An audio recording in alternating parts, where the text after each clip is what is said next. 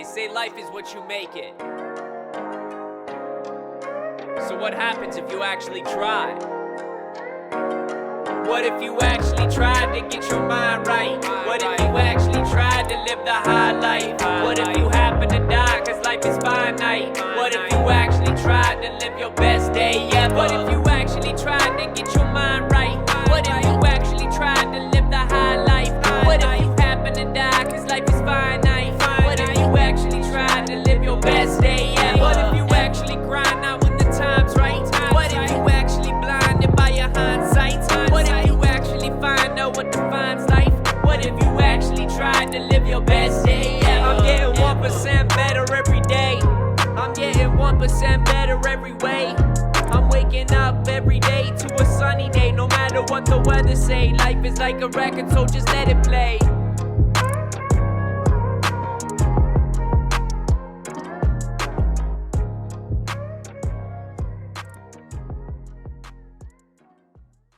We are back. I hope you guys enjoyed that little countdown. Little FYI, in case you didn't realize it, that photo there is actually just from my deck at the Citadel.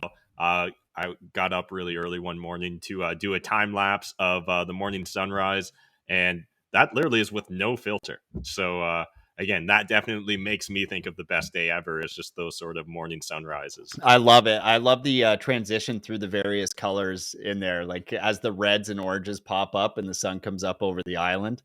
Like, man, I'm excited actually. For anybody that has been following us, you'll know that Matt and I have lived together in the past, and it sounds like we're about to live together again. So we're going to get another shot, another time lapse for you of the winter season there, because that's part of the best day ever too. I mean, the sun's got to set eventually. Mm-hmm. All right. Well, we're going to be talking about everything SMART goals here. I'll maybe get us started and then hand it off to Adam. But for anyone that's unfamiliar with SMART goals, it's a very simple concept, and yet something I think a lot of us struggle with, right? So, the old classic tale of individuals wanting to lose 10 pounds at the start of the new year, or the person that wants to learn a new language, or they want to increase their earning capacity, start a side hustle, get into real estate investing. It doesn't really matter what the endeavor you're looking to undertake is. If you don't have a roadmap, if you don't have very clear-cut steps for yourself to take action upon, it's really easy just to get caught up in analysis paralysis, right? To feel completely lost, completely untethered, unmoored, and it's really easy to lose motivation when you find yourself in those situations. So high level, when we're talking about SMART goals, and there's a couple different ways people like to explain it, but the version I like is SMART as in specific. Then we've got measurable, achievable, realistic, and time-based. And so those are the 5 key aspects of any SMART goal. And if you really want to succeed when it comes to undertaking a new endeavor, you need to build out SMART goal. So when thinking about specific, what I like to kind of ask myself is, what do you want to do? Right? So what is it that we're actually looking to try and accomplish? Then when diving into measurable, we're thinking about things like, how will I know that I've reached it or I've achieved it? And then when we're getting into achievable, is it in your power to finish it? And we'll go through examples of all this in a little bit. Then the R is realistic. So can you realistically achieve it? And then finally, we've got T, which is time-based. So when exactly do you want to accomplish it? And all 5 of these facets are important when considering or when looking to implement a goal or an undertaking. So we'll pull up a screen share here in a second. We've got some great graphics for you guys, and these graphics are from a previous e-guide or e-book that I've created. So if you end up wanting a copy of this or you want to follow along after this video is aired, definitely encourage you. Right now, it's at mattmckeever.com. You can grab it there, but we'll also be sharing copies of it in the Telegram group as well as on Substack. So there'll be lots of ways for you guys to grab this information. But again, I just find it so important for anyone looking to implement a goal to get down into the details. And I guess personally talking, when I originally started thinking about real estate investing, it actually started in my 4th year of university. So back then, myself and a buddy and a roommate of mine, Jake, we both knew that we probably didn't want to just be office drones, working that white collar lifestyle, trying to work your way up to the corner office. We really knew that the reason we had joined business school wasn't to become accountants or marketing managers, but was because we wanted to get rich. We wanted to have a lot of money. And yet we had no idea how we were actually going to go about accomplishing that. And the way it started off for us was literally us just kind of shitballing or spitballing in our room and discussing, well, how do you get rich? And as we kind of like bantered back and forth, I finally just said to Jake, like, hey, your dad's rich. He owns like this tire factory and yada, yada, yada. Maybe he's got some suggestions for us. And he shared with us a book called Rich Dad, Poor Dad. I'm a huge fanboy of that book. If you're brand new to personal finance, I think it's a book that can completely change your life. I know that it really sped up the trajectory for myself. However, there was still actually a really long period between when I read that book, Rich Dad, Poor Dad, in fourth year university, and when I ended up actually buying my first property. In fact, I think there was about a 3 or a 4 year gap there in regards to when I actually finally pulled the trigger. And I personally, when I look back now with hindsight, I know the biggest reason that I didn't get into real estate investing and didn't start making money with real estate earlier was because I didn't have a SMART goal. So I simply was like, okay, I read this book. It's got me hyped up. I'm really excited. I'm going to buy some real estate. And then I was like, I guess I'll just wait for the perfect deal to fall into my lap. And that's literally how the next couple of years played out, was me reading a bunch more, joining some internet communities, some bulletin boards, and reading some blogs and getting active in those comment sections. But I still wasn't actually pulling the trigger because I'd never sat down and just created a specific goal. Right? It was just this idea of get rich with real estate investing. And Adam, I know that's something you've probably seen a few times as well. Yeah, no, and I think it is actually a really dangerous mindset, because something that I constantly heard and probably even started out with was this idea that, like, oh, I want to be a millionaire, right? I want to make $1 million or something like that, or I want to get rich, or I want to have, some number of buildings or doors, but then not having any actual reason or grounding as to why I would want that specific number of doors, or, to have $1 million or anything like that, or having actually spent the time trying to dissect what it would take in order to have $1 million of equity in a real estate portfolio or a monthly recurring revenue. Right. And I think that's where people, I think, fall into these weird little ruts, is they think, oh, well, I want to have $20,000 of monthly income, let's say. And then they don't actually ever think about what would be necessary in order to get to that dollar figure. And then I think what ends up happening a lot of the time is the mountain looks really big when you're standing at the bottom of it. And the 20K or that $1 million climb can seem impossible if we don't break it down into smaller, more measurable steps. And that's where I think the SMART system, or the idea of specific, measurable, achievable, realistic, time-based goals, becomes really important to be able to see the end and break it down. And I get it. I mean, it was hard for me as well. I come from a background where I always wanted a lot of things, but hadn't had the definition around it. And part of that, Matt, was the concept that I just really didn't have a lot of people around me and in my life to benchmark. Right? I didn't see people like your friend had his uncle. I didn't really have a lot of that around me. And so I just knew I wanted to get rich. But I never really took the time to think about it. And it was after I made some big mistakes, like buying the sports car, because that's what rich people have, right? Buying the expensive clothes, because that's what rich people have. It was after I did those things that I realized that, wow, this might actually take a little bit more than I was thinking, and take a more procedural approach. So if you're ready, Matt, I'll actually bring up the graphic that we have here to go over, and we can jump right in. Yeah, absolutely. And just to build upon even my backstory a little bit more with SMART goals, again, like I said, last year at university, wanted to get into real estate investing, but didn't end up doing it until I turned 25. And one of the big facets there, and unfortunately, I wasn't thinking through the lens of SMART goals, but I finally did start to realize that I need to get more into the details in order to like finally have the balls to take action. Because up until essentially when I committed to buying real estate and taking it seriously through, kind of my version of SMART goals, I'd only made one offer on a piece of real estate, and that was when I was like 23 or 24. I was scared shitless, and the moment they said I didn't win the bidding war, I was just like, oh, thank God. That was so scary. I don't know what I would have done had I somehow won it either. However, when I turned 25, I can remember I was at like a house party, and we were just kind of hanging out, chatting with a large group of friends, and people were constantly kind of making fun or chirping me a little bit, egging me on, because they're like, Matt's always talking about real estate investing. He's always talking about like stocks, drip portfolios, all these things. He's eventually either going to be really rich or he's going to do nothing with it. And I finally decided, like, they were kind of right. I'd been talking about this stuff for a really long time. I was very passionate and into it, and yet I hadn't taken any action. So at age 25, I actually downloaded an app on my phone that would count down until I turned 35, so 10 years from then.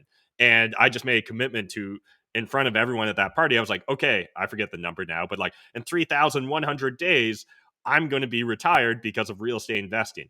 And that was a step in the right direction because it was getting a little bit more specific. But as you mentioned earlier, Adam, a lot of people, they think they're getting specific when they're like, I want $20,000 a month because that amount of money sounds good. But one of the reasons that they struggle to never actually go through and execute it is because they never look at it through this lens of SMART goals and getting into the details, right? So not only is the specifics of $20,000 a month not enough, but oftentimes people aren't even specific with why they want these things, right? If you're not actually passionate, if you don't understand why you'd be willing to, put in the extra effort, why you'd be willing to go the extra mile, you'll end up just, again, in that analysis paralysis. So let's get a little bit deeper into SMART goals specifically here. So when looking at SMART goals, one of the things I like to really focus on is, with specific, your goal needs to be clear and specific. And so when thinking about that, we'll actually jump to the second page here, Adam, is let's just go through this list of questions. I find it very useful when trying to actually get down to the bottom of what a SMART goal is. So specific, who is involved? So in my case, with building a real estate portfolio, it was me. And that's really the only person I need to count on. What do I want to specifically accomplish? And so in my case, it was retire from my day job as an accountant because of real estate investing. And then we can get into more details in a second, but even that detail isn't enough. So what amount of money do I actually need in order to retire? That's a big part of that, right? So again, just wanting to get rich isn't nearly specific enough. You need to get into the details. So for myself, I started off by tracking my monthly expenses. And I figured out, hey, you know what? If I'm house hacking, so living in a house I bought and renting out some rooms, and essentially that house is paying for itself, I really only needed like $2,000 or $3,000 a month to be able to maintain my current lifestyle. And I didn't think I was really living an impoverished lifestyle. So if I could maintain my existing quality of life, I was actually going to be really happy with it. So all of a sudden, I went from, I want to get rich with real estate, to then refining it a little bit further and realizing, okay, well, not get rich necessarily, but I want to be able to quit my day job and retire from the corporate world because of real estate investing. Well, in order to retire, I'm going to need about $3,000 a month in passive cash flow. And again, this is how we start to really get into the details and the specifics here. So for myself, again, it was not just make $3,000 a month from real estate, but I need to be able to actually spend that money, right? And so there's a big difference there between maybe equity you're building when it comes to real estate investing and cash flow, cash that you can actually put in your pocket and spend on your lifestyle in my case. Then where is it located? So again, for myself at first, I was like, I'll buy real estate anywhere. But that ended up just being too broad. And I need to really narrow in and get focused. And I decided, okay, London, Ontario.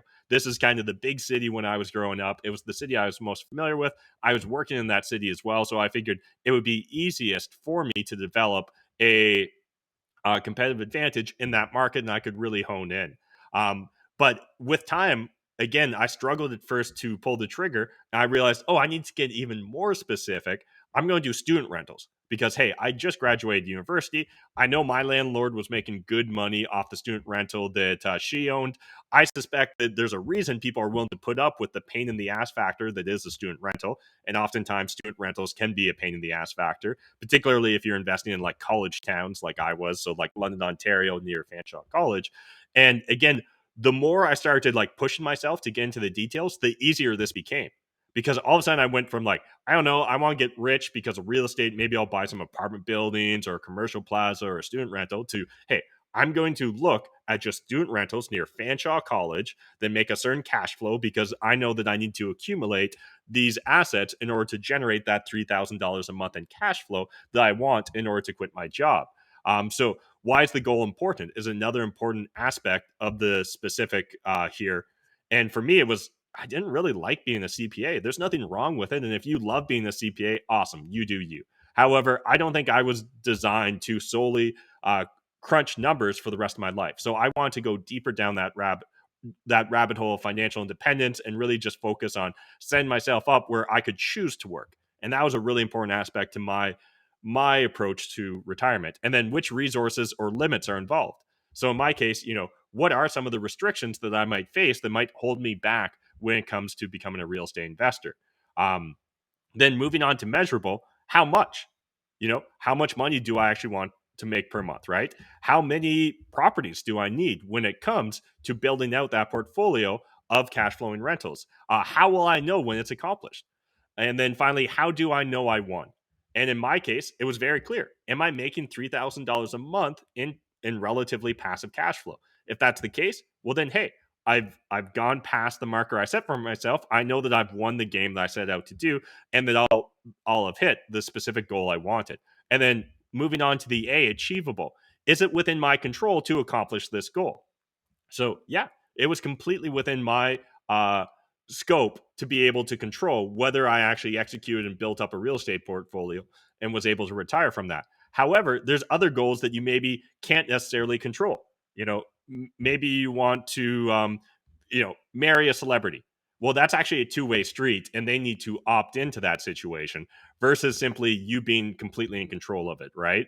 And again, oftentimes people struggle with this where because they're not getting specific, because they're not getting measurable, it's hard for them to determine whether it's actually achievable, whether it's within their control. So again, getting rich with real estate, well, some people have got rich with real estate, but am I able to do it? How am I going to do it? Those are the struggles that so many people find themselves when approaching SMART goals. Do I have the resources and capabilities to achieve the goal? Have others done it before? And that's a big aspect too, right? So, going to Mars is going to be a much more difficult SMART goal than necessarily building up a cash flowing real estate portfolio. The way I know that, well, no one's actually gone to Mars, but lots of people have previously come before me and been able to build up cash flowing real estate portfolios. And that makes it so much more achievable for you, right? And the reason that's important is, the idea of the 4 minute mile. And so for the longest time, people thought it was impossible to run a 4 minute mile because no one had done it before. But it turns out that the moment that happened, the moment the first 4 minute mile was ran, within a couple of years, multiple people were able to run that 4 minute mile. And the reason was they had someone as a pace setter, right? They could look towards someone and realize, hey, if that guy did it, if that person's done it, I can do it as well. And if you haven't sat down and looked at whether your goal has been achieved by others, it's going to be very difficult for the average person to buy into the belief that they're going to be capable of executing and achieving that goal. Then moving on to realistic, do you believe this goal is possible? Do you believe enough in your why that you'll put in the work to achieve this goal? So again, if you don't believe it's possible, if you don't believe it's realistic, are you really going to wake up early to put in the effort, right? Are you going to stay up late? Are you going to go the extra mile? Are you willing to potentially make certain sacrifices in order to make sure on the other side of that you achieve your goal? And I know that for the average person, sometimes even just going through this exercise can seem overwhelming, but understand it's an iterative process, and we'll explore that in a little bit here. But finally, timely. So, do you have timelines? Do you have due dates? If you don't have due dates, but you're specific, you're measurable, you're achievable, and realistic, it's really easy for you just to never take action because I'll do it tomorrow, right? Or I'll wait until the market changes for a real estate investor, or I'll wait until houses are cheaper, or I'll wait until I know more. But without that catalyst of having a specific timeline, and in my case, it was setting that goal at 35 years of age that I would retire, it would have been really easy for me to be 35 and have not hit it. Where in my case, I set that goal at 25, and it turns out I actually hit it and retired from the corporate world at age 31. And I'm 100% certain, had I not set that 10-year timeline for myself, I would have never achieved the goal of retiring from real estate investing. And when I think back and look back on that, it's just like, oh man, I'm so happy that I kind of accidentally backed into SMART goals in that first case.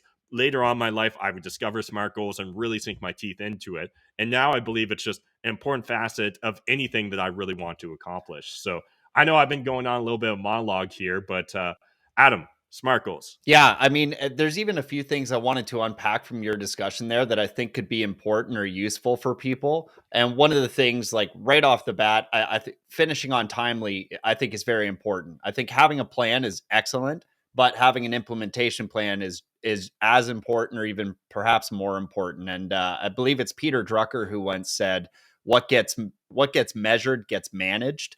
And I believe that Mhm. that's one of the more powerful quotes that you could live by. Now, Matt, one of the things while you were talking it just kind of popped into my head here is, how did you manage yourself to stay on task with this goal when it was such an individualistic experience? I mean, what you said was that it was fully in your control that you were able to get that number of units. But that means it was also in your control to fail, right? You could have just stopped along the way. So, do you have any insights about your journey through your real estate portfolio that kept you on pace, kept you on task to hit that goal? Yeah, and honestly, with hindsight, I would have even approached it slightly different, and I think I would have accomplished the goal even faster. But the biggest thing when it comes to SMART goals is not falling in love with getting the perfect SMART goal day one, but understanding that this is an iterative process. And I've actually got a different screen share here, Adam, if you don't mind pulling it up, and we'll dive into this concept or the timeline of the evolution of SMART goals. Um, so let's look. Hopefully, this is going to work. Okay, sort of work for me. So, how SMART goals evolve. To set effective SMART goals, you may need to go through a refinement or evolution process in regards to your goals. So, in my case, the very first goal was like get rich with real estate, then quit my day job because of real estate, then make $3,000 a month passively through cash flow from real estate investments. And it turns out that even that wasn't specific enough, right? So as I continue to refine it, I need to refine my investment thesis. And I ended up deciding that student rentals were going to be the primary focus of my investment strategy when I started investing. Now, why did I choose student rentals? Well, I knew I needed to make $3,000 a month cash flow. So that allowed me to go and do more research and be like, well, one, I know that any real estate I buy needs to cash flow, or else it's not going to actually meet the needs of my investment philosophy.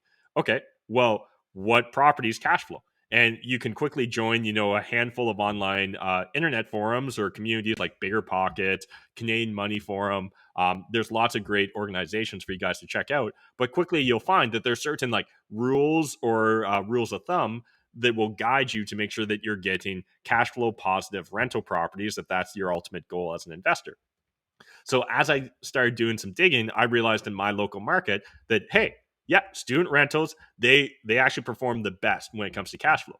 Now, the reason they performed the best in regards to cash flow at that time was they were a little bit riskier, right? They were a little bit more hands-on maintenance. You were maybe going to have, the tenants from hell, the students that trash your rental property, that have a keg party and play volleyball inside it.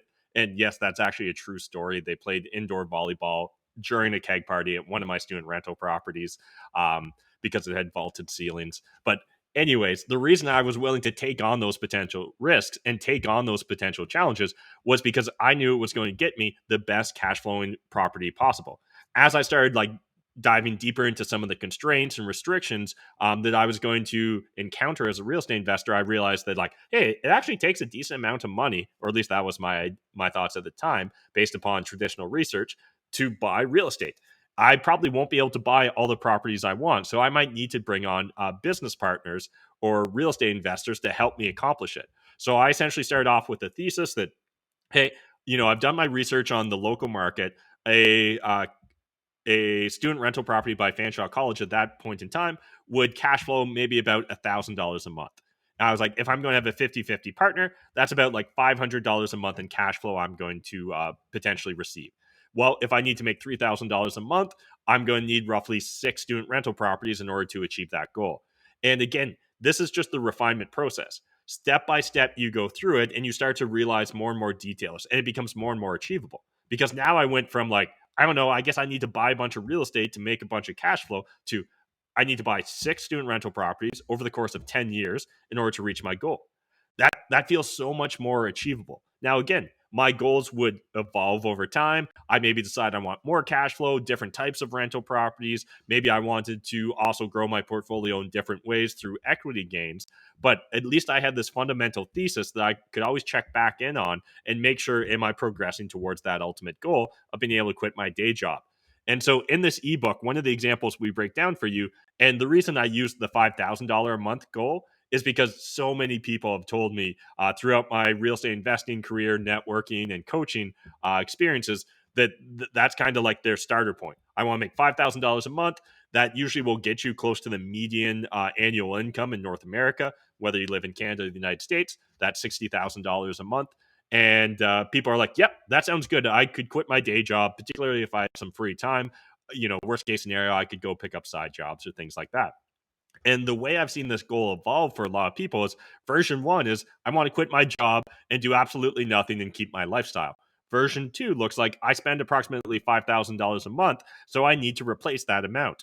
Version three is my goal is $5,000 per month in spendable cash flow from passive sources. Version four, review constraints, review relevant strategies, and market for it. Then number five is confirm that strategy, market, and goal all fit. And so just to break that down a little bit again, had I decided that I wanted to buy, high-end condos and rent them out in London, Ontario, real quickly, once I started to analyze those numbers, I realized like, wait, people buying these high-end condos for like $500,000 are actually losing cash flow every month. They're maybe paying off their mortgage, but they're not getting money in their pockets. And that may make sense for certain types of investors with certain investment theses. However, for someone that wants cash flow, that wants to quit their day job as fast as possible, that clearly doesn't make sense for myself or the average real estate investor that I see, or average aspiring real estate investor, I should say, that I would see back in the day. So then finally, step number 6 is reverse engineer goal into very clear milestones. So for myself, again, it's not even enough to say I'm going to buy 6 properties over 10 years, but let's break it out. And I was like, okay, I talked to one business partner of mine, Dave, and I was like, let's buy a student rental every year for 10 years.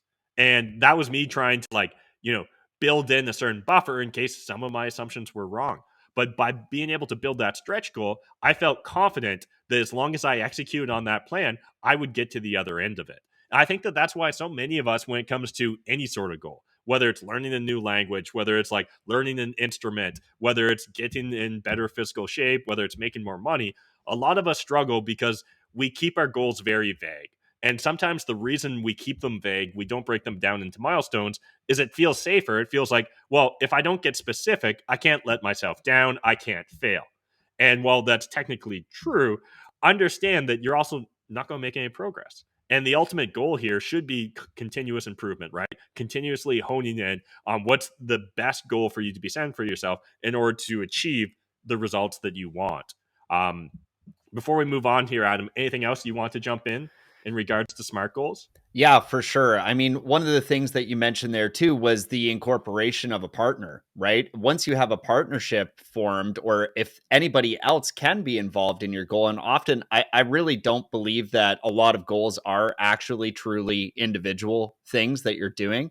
I think that more often than not, you probably will involve somebody else, whether that's a spouse, a friend, a business partner, maybe a coworker, something like that. A lot of your goals will be tied to other individuals. And I think that part of what makes these goals realistic and achievable is having somebody else in the relationship to help keep you accountable. And that's one of those things where, like, when you looked at your business partner and said, hey, let's buy one of these every year for the next 10 years, you've now involved somebody else that is also thinking about the goal, right? And so it adds this layer of insulation that you can't just quit on yourself now and have that be the end of the goal attainment, right? Now you've got somebody else that's also expecting you to do your part, which could be, in the context of real estate investing, maybe that's raising the capital, maybe that's organizing the contractors, maybe that's bringing the actual skills required to do the renovations in order to do your investing.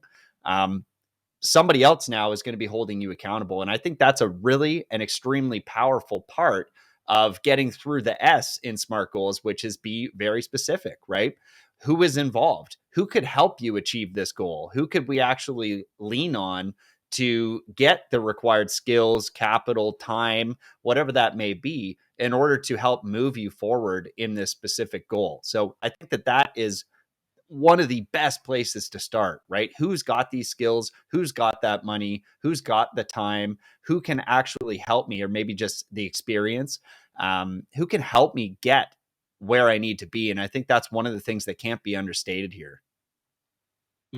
Yeah, accountability is massive. And I think it's something that I just kind of accidentally backed into with my goal of retire in 10 years. And the reason was because I just shared it with friends at that party. It was like, it's going to be 3,000 days or whatever until I retire. But what that ended up creating was an opportunity for others to check in with me. So the next time we met at a party, they'd be like, hey, how many days until you're retired now? And it would kind of become a running joke in my peer group. However, that also kind of kept me accountable, because if I hadn't done anything between the last party and this party, it was like, oh, shit, I guess I did just lose 30 days. I just did lose 100 days or whatever the case may be. And yeah, time slowly ticking by. So again, if you can find a way to build in accountability into your SMART goals, I think that that's the secret sauce to making sure you execute well on them. And again, breaking it down into those milestones, right? Buying a property a year or whatever the case may be, doing 100 push-ups a day, doing X, Y, Z, whatever it is you set out to do, having that accountability built in by ideally having, whether it's a coach, a loved one, or just someone in a peer group that's also focused on improving themselves. By having that accountability, I just think it's so much easier to get that extra little bit of motivation when maybe you're tired, when maybe you're feeling lazy, when maybe you feel like, ooh, it's going to be a stretch to pull off this real estate deal. I really do think that that's a powerful aspect. And I think it's one of the reasons why in like personal development, like coaches are so popular. It's not necessarily that they've got the secret sauce or the silver bullet or the one piece of information that's going to change your life forever, but it's because one, they're that example, right? They're the first person that ran the 4-minute mile. But beyond that, they're also going to check in with you and be like, hey, have you done what you said you were going to do between now and last week? And if the case is you haven't, well, why haven't you done it? And so, again, milestones are so key, because without that, it's really hard to keep yourself accountable or for other people to check in on your progress when it comes to executing on those SMART goals. Yeah. Another reason I think a coach or somebody else to be involved in your goal, and this might be as simple as sharing your goal like you did with your friends. Another reason I think that's so important is somebody on the outside of your situation is going to have a completely different perspective of what you're going through, right? So if you're in the trenches, you're kind of in the weeds day to day, whether this is in your own personal fitness, whether this is in your business relationships, whether this is in your own romantic relationships or friendships, you are going to have a certain perspective because of the amount of time you spend in your own head thinking about something. And by involving somebody else, they're going to have a completely clear slate. One hack you can do if you're not going to involve anybody else, and we're going to be talking about this on tomorrow's show about sleep, is actually sleeping on something, right? This can help bring more clarity into your goals. So like Matt was saying, with this being an iterative process, I don't think it would be a bad idea to write these SMART goals down, have a sleep on it, and then think about it again and continue thinking about it as you proceed through through the transition of these different stages of your goal. So you're initially going to lay out a goal, have a sleep on it, go back, look at the drawing board, make sure that you actually were able to get enough on that sheet that you have an idea what you're talking about. Then you can potentially share it with somebody else, get their critiques, get their input, and that might give you a fresh perspective. One exercise that Matt introduced me to a long time ago that I find extremely valuable and very helpful for this is Dean Graziosi's 7 Levels Deep, where you can actually go very deep on yourself to experience or at least get a little bit closer. It's very difficult, this exercise, to nail it on the first try, but you can at least get closer to the concept of what is actually motivating you. Like, what is going to drive you, like Matt said, on the early morning or the late night, or that sales call you're scared to make or you're experiencing anxiety about. What's going to push you to make 100 calls today to better your position rather than 2, right? Or 1? Or what's going to get you out of bed when you know you need to be up instead of hitting that snooze button? That why is a crucial part to actually achieving these goals.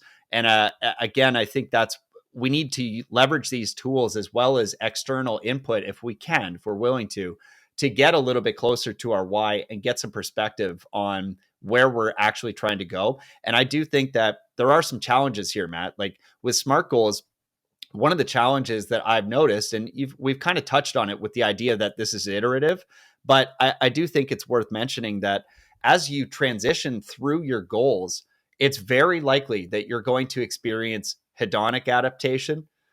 You're going to experience challenges and honestly problems with scale. And both of those problems are kind of the same thing, really. So personally, hedonic adaptation means that you're going to become accustomed to your new income or your new revenue streams or your new lifestyle that you're incurring. So if you are currently working a job making, say, $3,000 a month, and that was your goal, was to replace it with $3,000 a month of passive, well, inside there's probably a period where you were making $3,000 a month and also now making surplus cash flow from some of your initial purchases. And I think that's where we start thinking, oh, wow, another $500 a month. Maybe I'll go to maybe I'll go to the mall, right? I've been meaning to get some new clothes, or I've been meaning to have this new experience. Maybe it's an expensive concert or something. And all of a sudden you get used to that $500 coming in, and very quickly it can turn out that $500 is really no additional income by the time you've adapted your lifestyle to it. And I think that's a really, really dangerous position for somebody that wants to achieve that goal. I think you're always at risk of hedonic adaptation, where you've got a surplus of income now that you've done the things you said you were going to do, and your lifestyle is catching up to that. Okay, so beware of that. Some habits or tips that you could do to prevent that might be forced savings, right? There's lots of strategies regarding forced savings that will help you to tuck that money away and classify it totally as something different. Okay, there you can automatically split your income in your bank accounts. That's possible to do these days as it comes in. You could separate those passive income sources into totally separate bank accounts that you don't give yourself regular access to. Okay, because I think half of hedonic adaptation is convenience. The same way that we sometimes have sloppy habits when it comes to eating. It's generally speaking about convenience and proximity, right? If it's right in your face and it's easy to use, you'll probably use it. It's human nature. So I think, don't battle yourself on that. Make it harder to access. The problem of scale that I mentioned regards more to your business, and it's almost hedonic adaptation of business. Now that I'm thinking about it out loud live on the stream, and by the way, these are all shot live. Okay, so you're getting the hot take here. Hedonic adaptation in your business or problems of scale looks like, perhaps you want to go from managing 1 or 2 buildings to then suddenly managing 10 buildings. Well, all of a sudden you may need more infrastructure, and that might look like software, might look like a property manager, it might look like a internal staff, right? Maybe you hire a property manager instead of contracting that work out because you believe you'll get better work. Any number of things can lead to you spending more money inside your business or inside that revenue stream, and then shrinking the actual benefits. Short term, likely, hopefully, it's a short term shrinkage of that income. And what ends up happening is your goal may transition then from $3,000 to something much bigger, so that you can support the infrastructure and overhead that you've now had to build to support that revenue stream. So I think planning for this type of thing is important, right? Because if Matt's goal there was to net 3,000, well, netting 3,000 might change along the way, where you have to add infrastructure in order to support that operation. And so it just might add time. And I think that's another thing to be very considerate about when we're doing SMART goals. I believe it's a Gary Vee quote. He says something along the lines of people overestimate what they can do in the space of 1 year and ridiculously almost underestimate what they could do in 5 years. I believe that's the quote. I could be totally wrong. Drop it in the comments if I'm wrong. It's Bill Gates who says that people overestimate what they can accomplish in a year and underestimate what they can accomplish in 10 years. And I think that really is a powerful sentiment, because I see so many people when they decide to get into real estate investing, they're like, I'm going to make $1 million in my first year. Awesome. If you can, more power to you. That's fantastic. But the people that I often see succeed, they commit not just to the result, but to the process. And oftentimes it takes a while to master any new endeavor, right? In the book, Mastery, Robert Greene really explores that and comes up with, the concept of like 10,000 hours, or the idea that it often takes a couple years to really become a master in any one individual field. And while you won't necessarily have to spend a full 10,000 hours to say, become a real estate investor or start developing passive income, those that are committed to the process, I just often see them, wildly outperform the others that are going through the motions just because all they want is the shiny thing at the end of the rainbow. Yeah, thanks, So, Matt, for that quick correction. And drop it in the comments if you think it's hilarious when Adam misquotes things, because it's going to happen a lot. and so you touched upon Dean Graziosi's exercise that he got from Joe Stump called the 7 levels deep, or 7 levels wide deep exercise. We'll pull up the screen share here and I'll maybe just walk you guys through it. This isn't, I don't think that you have to do this with SMART goals, but circling back to that idea of specific, like, why is it important? I think that this is a great exercise to really make sure that you're not just intellectually bought in, but you're as well emotionally bought in to achieving this goal. A very simple exercise, but like Adam said, oftentimes people struggle with it the first time or two they undertake it. But like anything, view it as an iterative process. So literally what the exercise is you're going to ask yourself the question, why is important to you blank, whatever blank is, 7 times. And usually what happens is once you've gone through 5, 6, 7 levels of asking yourself why in this regards, it's usually you'll start to really discover the emotional core of what you're seeking to undertake. And so for a lot of real estate investors, when I would speak to them, it would often start off with like, I want to get into real estate investing to have a bunch of money. Cool. Well, why is having a bunch of money important to you? Well, having a bunch of money is important to me because I hate my job and I want to quit it. Cool. Why is, quitting your job important to you? Well, the reason quitting my job is important to me is I don't get to spend enough time with my kids and they're growing up too fast. Awesome. Why is spending a lot of time with your kids important to you? Well, the reason spending a lot of time with my kids is important to me is because, that they're only kids once. My parents didn't have the same amount of time to spend with me growing up as I wish they would have. And, I want to be the change in my family and make sure that my kids have full access to me. Well, we went from making a bunch of money to caring about your family and making sure that you're setting them up for success, not just financially, but emotionally, or by providing your time and guidance as well. That's a much more powerful reason behind why this goal is important to you than just the idea of stacks of cash. Or at least for the average person, it's going to be the case that there's an emotional core behind why they want to achieve it, right? Again, it maybe isn't about family. Maybe you saw your parents fighting over money growing up, or maybe it's because you always felt like you had to do without growing up.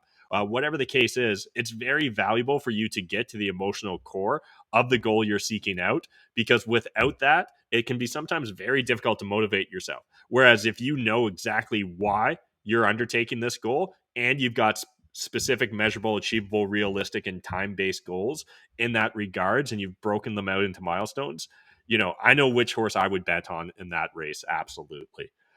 So again, just thought that was important to hit upon. And again, you guys can go through this entire exercise yourself. I really encourage you to do so. I wish that this stuff was more easily available and more easily known by everyone. I don't think that there's a single person that wouldn't be better off for understanding and buying into SMART goals. Yeah, same. And I honestly don't see any downsides either. So if we were going to try and, straw man doing these activities, I honestly don't know what you could tell me to convince me that this wasn't a valuable exercise to go through. I think people are often afraid to share their goals. They're often afraid to write them down because they fear, again, the long climb potentially up to where they want to go. But I do believe that writing them down and beginning sharing your goals with the people around you is one of the fundamental things to helping you get to the right social circles, to helping you get to the right educational content, to helping you get to the right network of people that can help you, whether it's your personal life or your business, actually achieve these things. And I think that's also something that we haven't really mentioned, but as you go through your SMART goal, you'll likely find that not everybody in your life fits your SMART goal, right? And perhaps there are people in your life right now that aren't actually helping you to contribute to that SMART goal. And these goals, when we write them down, I think it's a great period for inner reflection, right? We get to reflect on, okay, well, what are we currently doing, right? What are my current habits? What's my daily life look like right now? What is my energy and time being spent doing right now? Who am I hanging out with? Are these people actually going to be the ones that help me get where I need to go? And that's where I find we can do the 1% better every day, right? Is it starts here. It starts by understanding, like, what is the actual end state that I'm gunning for here? And what would it look like? What would it feel like if I was there? And I think when we start asking these questions, it can be brutal at the start. I think it can be a little bit hurtful to really understand your position compared relatively to where you want to be. But I think that can be converted and used as a source of energy to help you get there. I mean, if you're frustrated, if you're upset, if you're angry about your current position in life, or even the progress you have towards your goals, I think that's a completely normal feeling. I think that's actually a useful feeling, in the same way that touching a hot oven is useful, right? It's good to learn that is hot and shouldn't be done. And I think by upgrading our social circles, building out our networks, and honestly thinking critically about what it would take in order to get to our goals, we can actually achieve things that we otherwise would possibly never do, or would have taken us a considerably lot longer time. And I think that's Matt illustrated this great with his perspective. And I don't need to run you through everything about my journey, because it was actually very similar to Matt's, and we both came into real estate, so we had a similar sort of thought process that we had to work through. But I guarantee you that if we did not think about the end state of where we were trying to go, we would not have got it achieved in such fast time.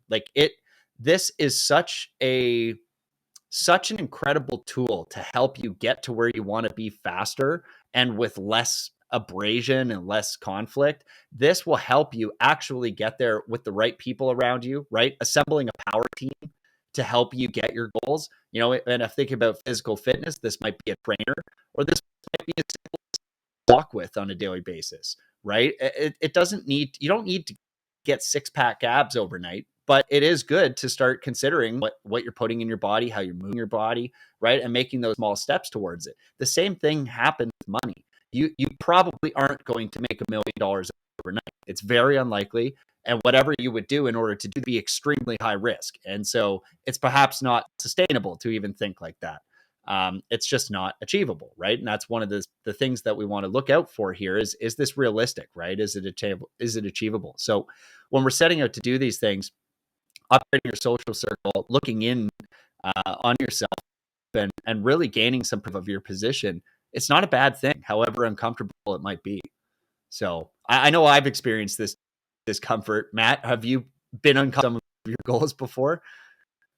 Yeah, absolutely. And just building upon what you were saying there, no one accidentally gets 6-pack abs. No one accidentally becomes a millionaire.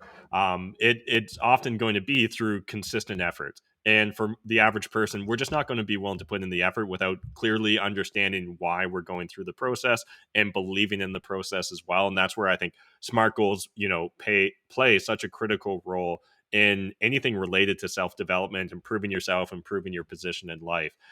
For me, I've definitely struggled at times in regards to goals I set out for myself. But honestly, the more time I spend iterating and building in specific milestones and following through on kind of the outline we've shared here in regards to SMART goals, the easier it becomes, in my opinion, to be able to just move forward and trust in the process, right? The same way that if you've know that someone's ran that 4-minute mile, in my opinion, it's so much easier to train to run that 4-minute mile. If you know that someone's made $1 million investing in the strategy that you're looking to invest with, it's so much easier to believe in the process. And so, again, that's why going through asking yourself these questions in regards to SMART goals is such a key component of actually getting to the success that you're seeking.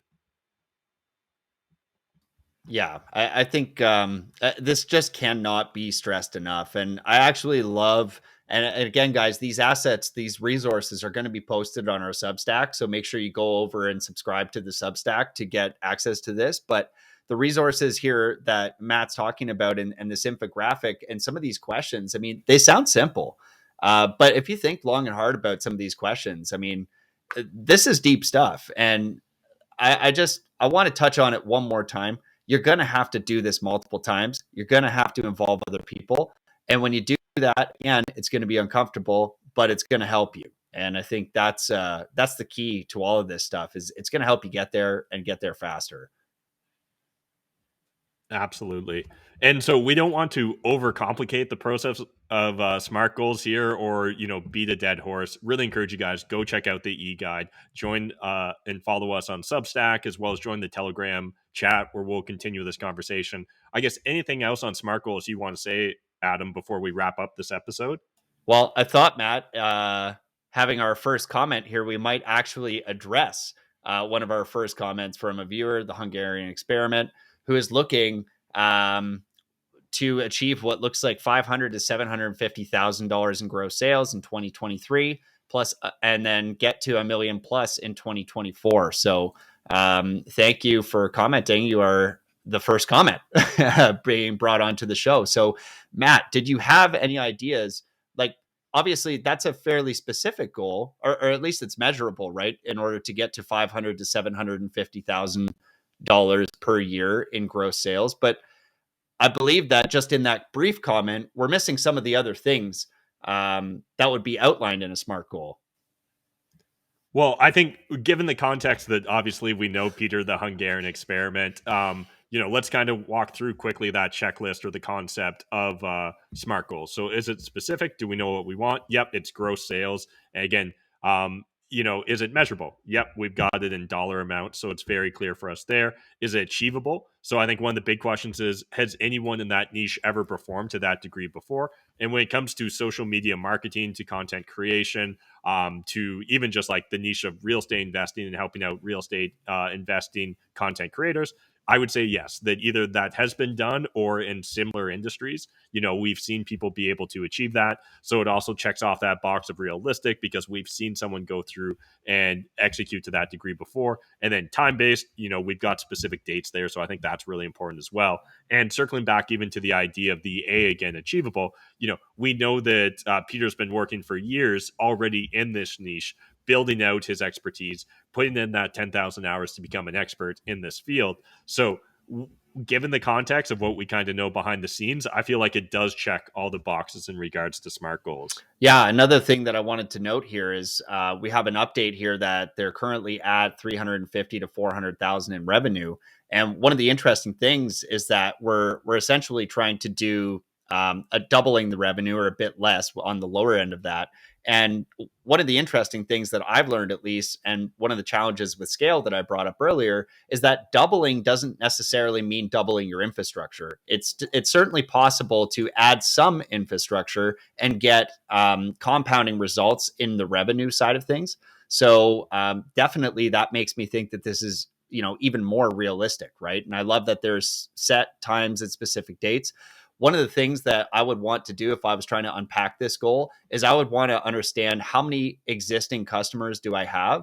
How much am I grossing off each of those customers? And then what does that mean in terms of client acquisition I would actually need to do from the sales perspective in order to get to that number if all of my margins stayed the same. So if I was able to get the same amount of revenue off of each new customer, how many new customers would I need to get?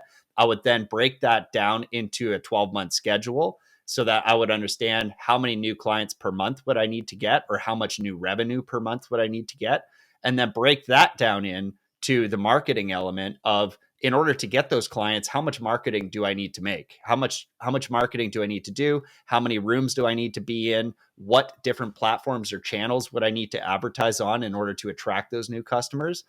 And then take that down into daily actionable items. And that's something that I don't think we've necessarily covered in this talk yet, was the daily actionable item list.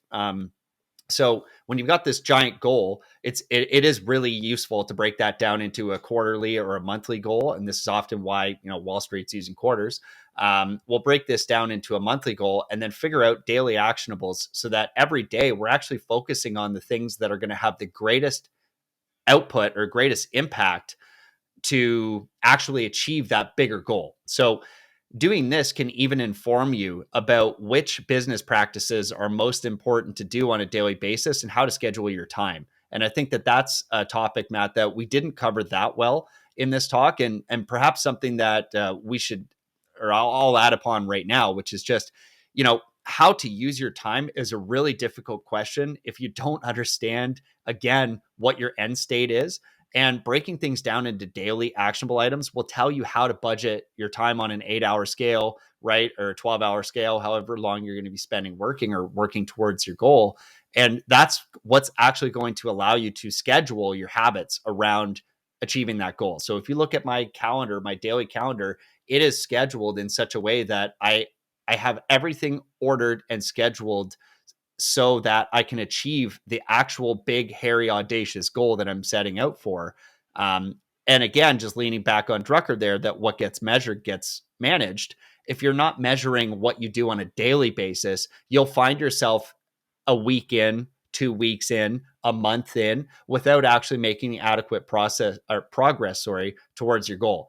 And time slippage is a big issue when you're attacking big goals. Okay, because it's very easy to work on things that keep you busy rather than work on the things that are actually getting you closer towards the goal. So breaking those big goals down into monthlies and then further into weeklies and then down into daily actionable items. That's how I've gotten my biggest goals achieved. And that's how I believe you can help yourself the most. So Matt, I think we've talked quite a bit about SMART goals now. And, to your point, I don't want to complicate this. I don't think this is a complicated situation, but it's one of those perhaps simple, not easy things. And I think the first step is just getting started. Yeah, absolutely. Again, commit to the process and understand the process is iterative. I think after that, everything falls into place as long as you're willing to use that framework of SMART goals, eventually start breaking things down into measurable milestones, as you were saying. And yeah, I just encourage everyone, spend a little bit of time. Think about what it is you're currently trying to work towards and whether you have specific, measurable, achievable, realistic, and time-based goals built around that. If you don't, understand that you're probably going to be less effective, less efficient when it comes to executing and achieving those goals versus the individual that decides to spend a little bit of the prep work, right, and figure out exactly what their SMART goal is going to be. Makes me think of that Abraham Lincoln quote, right? The idea of, if you ask me to chop down a tree, I'm going to spend the first 7 hours sharpening the axe, 1 hour chopping down the tree versus just trying to use a dull tool. And I think that unfortunately, a lot of people are using a dull tool when it comes to trying to achieve their goals because they never just invest the time on the front end to build out that SMART goal framework and matrix. Yeah. Yeah, that's awesome. That's a great place, I think, to wrap this up, Matt. But I'm really excited. Everybody, if you're here, if you're watching this, you're early. Okay, we're still going to be figuring some of this production out, but we really appreciate you for tuning in. And again, I hope you enjoy our content. The spirit of what Best Day Ever Media is about is really trying to work towards having that best day ever. And I think what that looks like to us is getting 1% better every day. So the talks that we're going to be doing are topical. Okay, so every day of the week is going to be different for you. Tomorrow, we're going to be actually talking about sleep. I went down a deep rabbit hole trying to understand what sleep really is and how we can improve the quality of our sleep and what that really means for our overall health. And I'm very excited to show and share with you my research and walk you through some of the findings and takeaways that I got. So Matt, is there anything you would like to say to wrap this up other than get these people over to Substack right now, please? Yeah, absolutely. Appreciate everyone joining us for our first episode. It really does mean a lot to us. Really appreciate you jumping in the comments there, Peter. I also saw Dan from DGen Friends, and we look forward to growing this. We're going to be here for a while. We're committed to producing this content and growing with you guys over time. If you want to give us your input, your thoughts, your suggestions, I think Telegram or Substack comments is the best place to do it. But again, just appreciate everyone. Subscribe on whatever platform you're watching, and we'll see you tomorrow. Awesome, guys. Have the best day ever.